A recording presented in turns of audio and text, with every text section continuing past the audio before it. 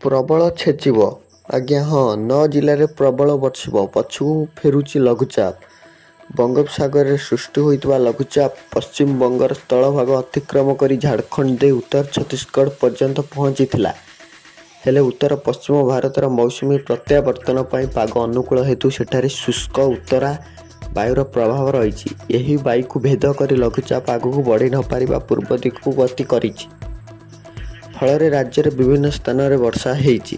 ସୂଚନା ଅନୁସାରେ ଏହି ଲଘୁଚାପ ପଶ୍ଚିମବଙ୍ଗ ଅତିକ୍ରମ କରିବା ପରେ ରାଜ୍ୟରେ ବର୍ଷା କମିବା ସହ ମୌସୁମୀ ପ୍ରତ୍ୟାବର୍ତ୍ତନ ପାଇଁ ପାଗ ଅନୁକୂଳ ହେବ ବୋଲି ଜଣାପଡ଼ିଛି। ତେବେ ଆଜି କିଛି ସ୍ଥାନରେ ବର୍ଷା ହେବାର ସମ୍ଭାବନା ରହିଛି। ବିଶେଷ କରି 9ଟି ଜିଲ୍ଲାକୁ ୱାର୍ଣ୍ଣିଂ କରାଯାଇଛି।